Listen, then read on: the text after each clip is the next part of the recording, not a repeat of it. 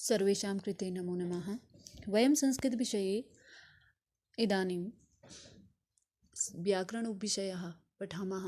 व्याकरणविषये अहं लघुगद्यांशः कृतवन्तः। अद्य अहं पश्यामः दीर्घगद्यांशः। आज हम संस्कृत विषय में जो हमारा लघु गद्यांश चल रहा था, कल हमने इससे पहले वाली वीडियो में हमने देखा लघु अनुच्छेद, इसको हम लघु गद्यांश भी कहते हैं। छोटा सा अनुच्छेद हमसे पूछा जाता है और हमें उन्हीं में से क्वेश्चन आंसर को सॉल्व करना होता है। ठीक है, आज हमारा है दीर्घ गद्यांश, अर्थात थोड़ा बड़ा गद्यांश रहेगा। इस तरीके से भी क्वेश्चन हमें पूछ दिए जाते हैं, जिसे हम दीर्घ अनुच्छेद भी कहते हैं। ठीक है, दीर्घ अनुच्छेद या दीर्घ गद्यांश एक ही बात है। दीर्घ मीन्स बड़ा और गद्यांश जो दिया रहता है, हमारा गद्य दिया रहता है, उसे हम कहते हैं गद्यांश। ठीक है, अब हम इसको पढ़ते हैं। कल हमने पढ़ा था इसमें लघु गद्यांश, इससे पहले वाली वीडियो में। आज हम देखते हैं दीर्घ गद्यांश को। दीर्घ गद्यांश भी लघु गद्यांश की भांति ही आता है, बस इसमें थोड़ा सा क्या हो जाता है, गद्यांश के जो शब्द हो जाते हैं वो बढ़ जाते हैं। 80 से 100 शब्द का परिमित आता है दीर्घ गद्यांश। ठीक है, इसको पढ़ते हैं। उसी की भांति हमने इसमें भी क्वेश्चन आंसर को सॉल्व करना है, जिस प्रकार से हमने लघु अनुच्छेद में किया था। ये है हमारा दीर्घ गद्यांश। वर्तमान युगम विज्ञानमयम् अस्माकं सर्वासु क्रियासु विज्ञान तत्त्वानि एव विराजन्ते। पठन क्रियाम एव पश्यन्तु, पठने अपि विज्ञानस्य सिद्धान्ताः अनुकरणीयाः। यदि न करिष्यामः तर्हि नेत्रयोः विकारः भवितुं शक्नोति। पुस्तकं यदि नेत्रयोः अतिसमीपे भवति तर्हि पठितुं न शक्यते। यदा पुस्तकम् अतिदूरं भवति तदा अपि पठनं दुष्करं भवति। नेत्रविशेषज्ञाः कथयन्ति यत् प्रायः 25 सेंटीमीटर मितिं 25 सेंटीमीटर जिसे हम कहते हैं दूरम अंतरम समीचीनं भवति। या तद्दूरं पुस्तकं गृहीत्वा पठने यदि बाधा न अस्ति तदा शोभनं, परन्तु यदि न पठ्यते तदा नेत्रचिकित्सकस्य समीपे गत्वा नेत्रपरीक्षणं कारयेत्, अन्यथा नेत्रदृष्टिः दुर्बला भवेत्। अपि च शयानः अपि न पठेत्। प्रतिदिनं च सूर्योदये नेत्रव्यायामः करणीयः, येन वृद्धा अवस्थायाम् अपि उपनेत्रस्य आवश्यकता न भवेत्। अब इसमें हमें एक गद्यांश दिया गया है विज्ञान के युग में। ठीक है, आया समझ में। वर्तमान जो युग है वो विज्ञानमय है। हमारा सभी कार्य विज्ञान के तत्व पर ही विराजमान है। पठन क्रिया को ही देख लीजिए। ठीक है, पठन क्रिया में पश्यन्तु, पठन क्रिया को पश्यन्तु अर्थात देखना, पठन क्रिया को ही देख लीजिए। पठने अपि विज्ञानस्य सिद्धान्ता अनुकरणीयाः। पठन में भी जब हम पढ़ते हैं उसमें भी हम विज्ञान के सिद्धांत का ही क्या कर रहे हैं, अनुकरण कर रहे हैं। यदि न करिष्यामः तर्हि नेत्रयोः विकारः भवितुं शक्नोति। यदि हम इसका अनुसरण नहीं करते हैं तो हमारे नेत्र में विकार हो सकता है। ठीक है, यदि हम विज्ञान का अनुसरण न करें तो हमारे नेत्र में क्या हो सकता है, विकार हो सकता है, कहा जा रहा है गद्यांश में।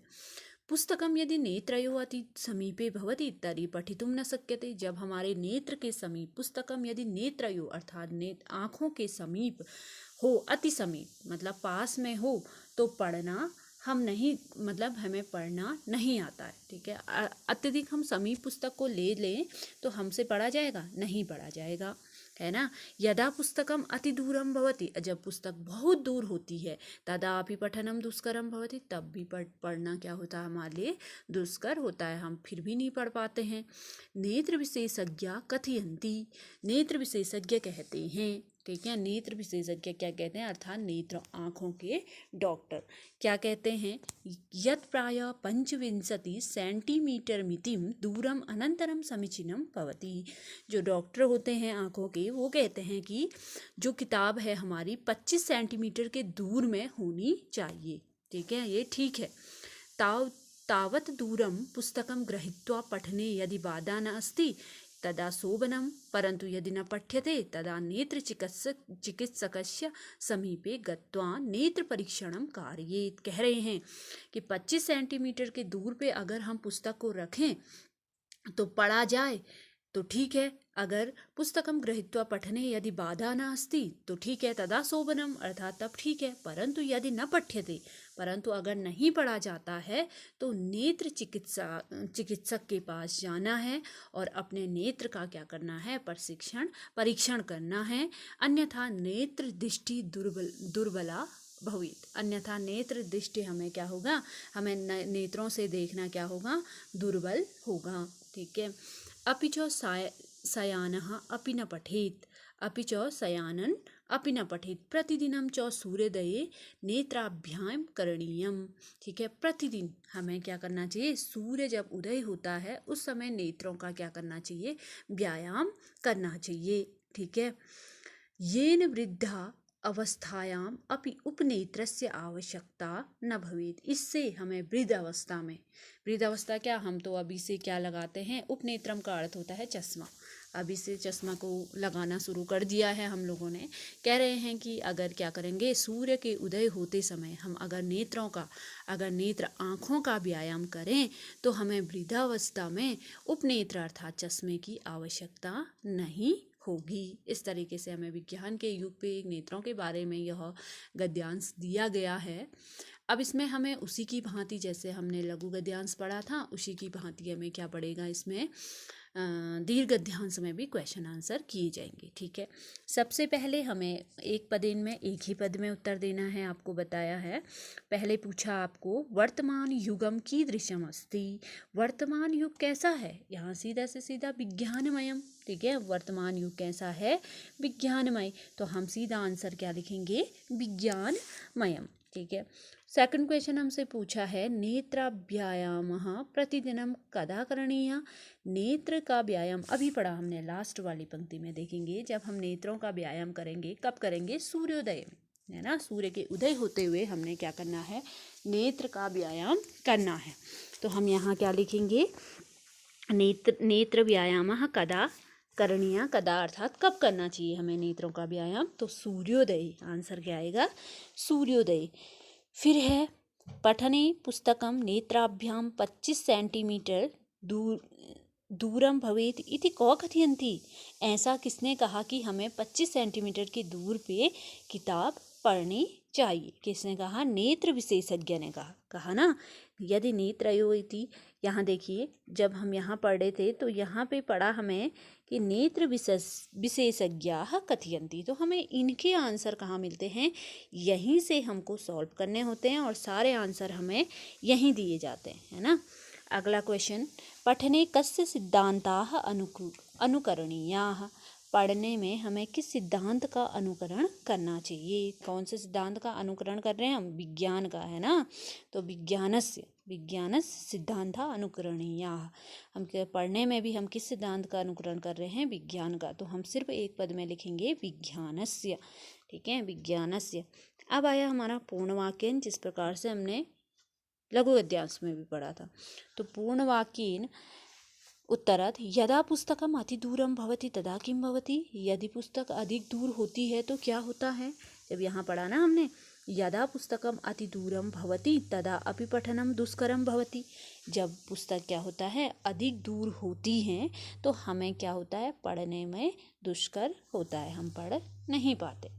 अगला क्वेश्चन, कियतः दूरात् पुस्तकम पठनीयम, कितनी दूरी पे हमें पुस्तक पढ़नी चाहिए, अभी पढ़ाया हमने कि हमें पुस्तक पठने 25 सेंटीमीटर मितम दूरम अनंतरम समीचीनम।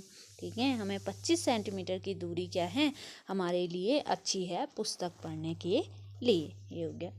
फिर आया हमें निर्देशानुसारम उत्तरत, निर्देश जैसे दिए गए होंगे वैसे ही हमने क्या करना है, उत्तर भी लिखना है। पहला, अति दूरम शब्द से विलोम पदम लिखत, इसमें से अति दूरम, अति दूर का क्या होगा, बहुत सारा दूर, बहुत दूर, तो यहाँ पे अति दूरम का क्या होगा, अति समीपम। ठीक है, क्या हो जाएगा, अति समीपम, इसी में दिया गया होगा हमें, अति समीपम भी इसी पार्ट में दिया गया होगा, अति दूरम का विलोम पद भी क्या होता है, अति समीपम। ठीक हो गया।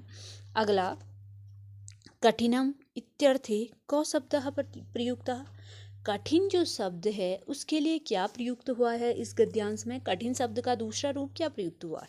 दुष्करम। क्या क्या प्रयुक्त हुआ है? दुष्करम। कठिन को हम दुष्कर भी कहते हैं ना, तो कठिन के लिए जो प्रयुक्त हुआ है वो क्या हुआ है? दुष्करम। ठीक है, कठिन को हम क्या कहते हैं? दुष्करम भी कहते हैं।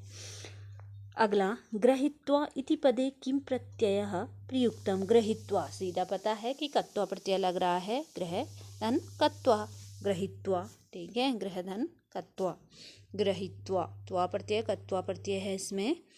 अब आया अगला क्वेश्चन, पश्यन्तु इति क्रियापदे कौ धातु। जो ये पश्यन्तु शब्द है इस क्रियापद में क्या धातु है? पश्यन्तु किसमें कौन से धातु है? पश्यन्तु अर्थात देखना, दृश्य धातु है ना, दृश्य धातु करते हैं हम। दृश्यति दृश्यतः, दृश्यन्ति, पश्यति पश्यतः, पश्यन्ति, है ना। पश्यन्तु जो शब्द है वह कौन से धातु का है? क्रियापद में कौन सी धातु है? दृश्य धातु अर्थात देखने के अर्थ में। अब अगला क्वेश्चन इसमें पूछता है, कभी कभी ऐसे क्वेश्चन भी पूछ देता है, अस्य अनुच्छेदस्य उचितम शीर्षकम लिखत। इस अनुच्छेद का उचित शीर्षक क्या है? पठने विज्ञान सिद्धांत था, है ना। पठन में विज्ञान सिद्धांत, इस तरीके से हम इसका शीर्षक बना सकते हैं कि पठन में किसका अनुकरण किया है? विज्ञान के सिद्धांत का करा है। तो इस प्रकार से इसका आंसर, इसका हम उचित शीर्षक लिख सकते हैं। ठीक हो गया। इस प्रकार से ही क्वेश्चन हमें आते हैं। हम 9th में भी हमने इसी प्रकार से लघु और दीर्घ पढ़े थे। यहाँ भी आपको 2 गद्यांश समझा दिए हैं। इसी तरीके से हमें परीक्षा में गद्यांश पूछे जाते हैं। ठीक है, इस गद्यांश को भी आप अपनी व्याकरण की कॉपी में करोगे। अगले दिन इससे आगे पढ़ा जाएगा। अस्तु, नमो नमः, धन्यवाद।